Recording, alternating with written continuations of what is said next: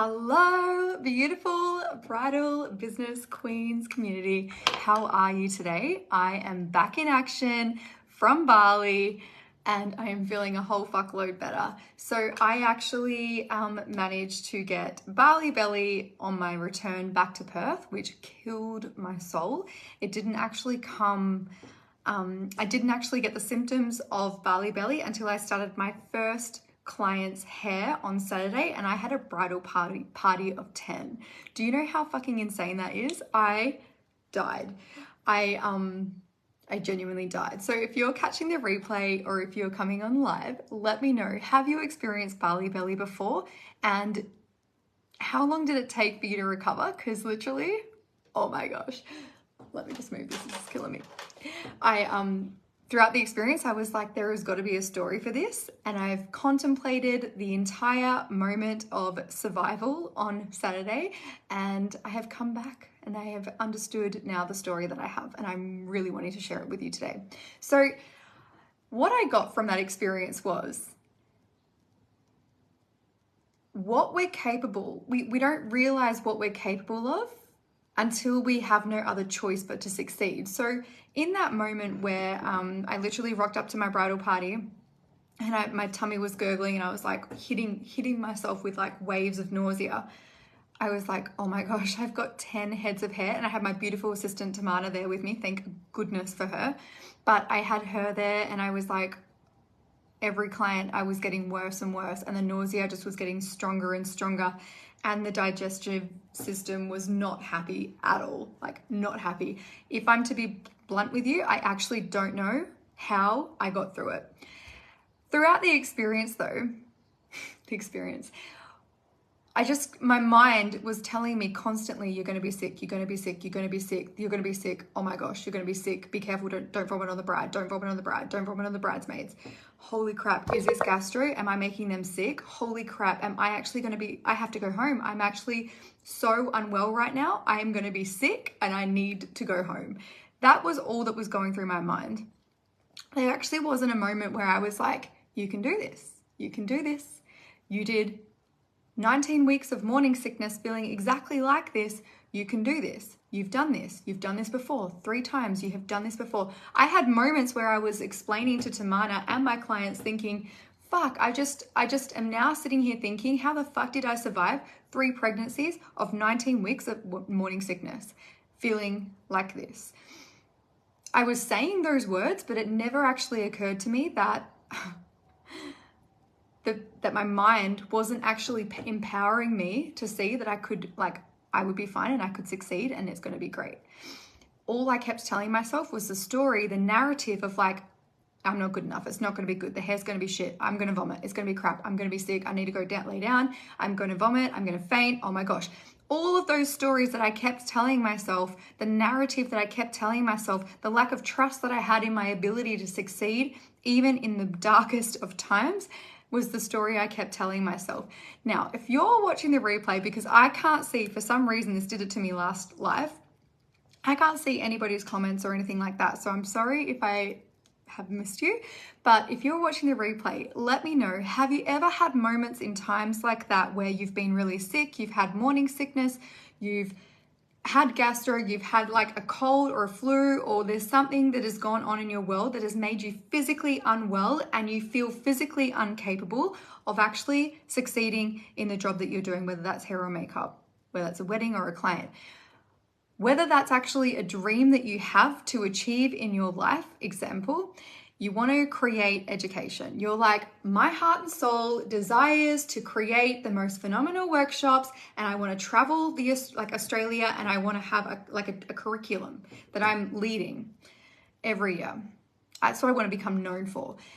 Have you had, how many moments of your desire of creating that have you had where you've had your mind say, no, it's not possible?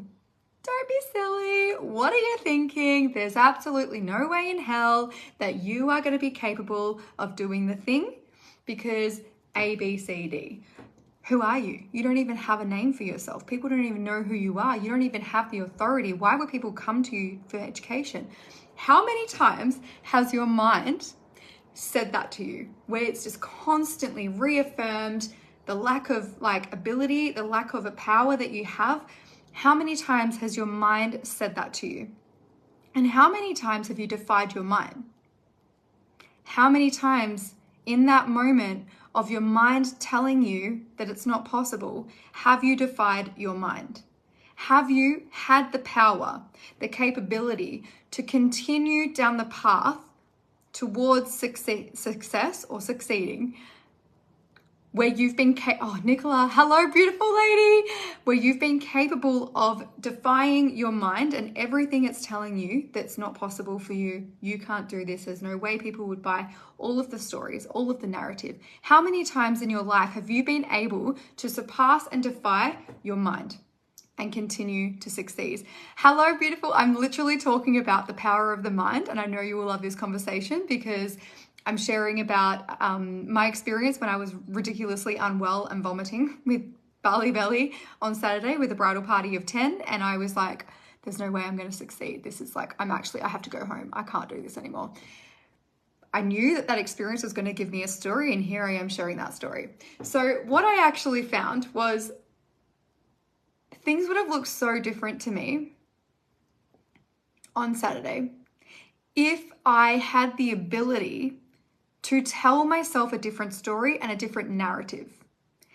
In that moment, I'd lost my complete power. I had nothing. I was so powerless. I couldn't even bring the courage up to empower myself to tell myself a different narrative. If you can't get out of it, get on into it. Absolutely, that was my vibe. So I didn't have the power to, I had nothing. I was just in pure survival mode. And I was at a bridal party. There was no way I could leave. It's their wedding day. And it was you just cannot leave, right? So I got through it. It wasn't until I was driving home that I was like, holy shit, like, this was a moment of power, yet a whole moment of struggle, because if I had shifted my mindset and if I had shifted and actually empowered myself with the evidence that I have that I can do this, because for three babies, I had morning sickness for 19 weeks. I wanted to vomit with every client and every wedding party I did for 19 weeks for 3 babies. So I have evidence that I can do this. And so if I had shifted the narrative, if I had shifted the story, if I had shifted into my power, where I was sharing the story that I'm capable of doing it, and that it's going to, like, I'm going to go home to bed and after this it's going to be fine and their hair's going to be fucking amazing and they're going to love it and it's going to be sensational. If I told myself that story, even then I felt activated in my heart, because there's like a level of power that you can access when you tell yourself a different narrative. There's a level of power that you can access when you tell yourself a different story that ignites the power that's within you. When you disempower yourself and you listen to the mind that is disempowering you and telling you stories that is like, you can't do this, this isn't possible, you're gonna go vomit, you're gonna go shit, there's shit oozing out of you. You need to go vomit, you need to go shit. When all you listen to is that, instead of, you've done this before, this is not the first time. You've done this for 19 weeks. 19 weeks times 3 babies. You've done this before. You can do this. If I listened to that narrative, if I listened to the power that I had within me, if I activated that power that I have that's within me, that I am capable of doing it, that I'm capable of succeeding, what do you think? Like, how much more, like, can you just grasp that if you were to put that into your own world? In the moments when you've wanted to launch something, in the moments when you've wanted to elevate your bridal packages and expand your bridal packages, or expand your like salon packages, or expand and create your education or your offerings, or just expand your business, expand your team. When in moments where you've craved that, what has your mind told you? And what is the actions that have been from there? Did you continue to succeed beyond that? Or did you sit there and constantly second guess and then doubt and then procrastinate and then self-sabotage and then constantly pull yourself back, keep yourself small, and stop yourself from doing the thing that you were here to do? That is the story that has come from possibly the most traumatic experience that I have ever had. So let me know in the comments below. Nicola, if you're still here, beautiful, let me know.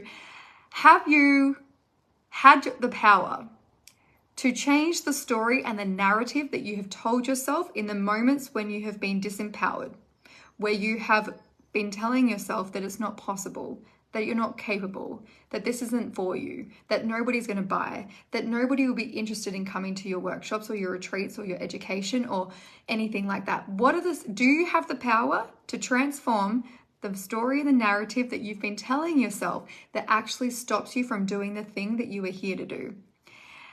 You poor thing, that would have been horrible. We have to move again, and last week I was pretty triggered. Oh, let me just see if I can read that. And I'm thinking it's happening for me, not to me. I could be spiraling, but yes, what you tell yourself matters. And I hope you're feeling better. Thank you, beautiful. That, yes, absolutely. So triggering because it's unsettling, because you're having to change and move. And it's like that, that loss of safety or security, that can be triggering. But yes, happening for me, not to me. So I love looking at those moments and looking at that power that you've just held. Just that ability to transform your thought pattern there is incredible. Only because I remembered I've done this before and I can do it again. Yes, we've been home. Oh, yes, exactly. So you can. So you've got the evidence now, beautiful. You know that you can do it. You are capable of doing it. And so it's just all about shifting that mindset and empowering your beliefs, thoughts. Love that. Love that. I do hope that you do find somewhere. I hope that you found somewhere already. But I wanted to love and leave you all with that beautiful story that came from possibly the most excruciating experience of my life. And I hope that you will take something away from it. And I would love to know in the comments, if you're watching the replay, what has been your biggest holdback? Have you ever had moments like that where you have questioned your ability to do the thing even when it's excruciatingly scary? I just want to encourage you. I want to empower you to see like you don't even realize what you're capable of until you're pushed into a position where you have no other choice but to succeed. That is literally what my experience was. I didn't have the opportunity to get up and leave. There was no way I was leaving. It was just a matter of getting through it, doing my absolute best, which I did phenomenal at, by the way, and then going home to my bed to die. So let me know in the comments below, if you're watching the replay, what has been your biggest experience? Have you had an experience like this where you just never thought it was possible, like this was not possible for you, and were you able to push through it? I would love to know. Big love, gorgeous, gorgeous ladies, and I shall talk to you later.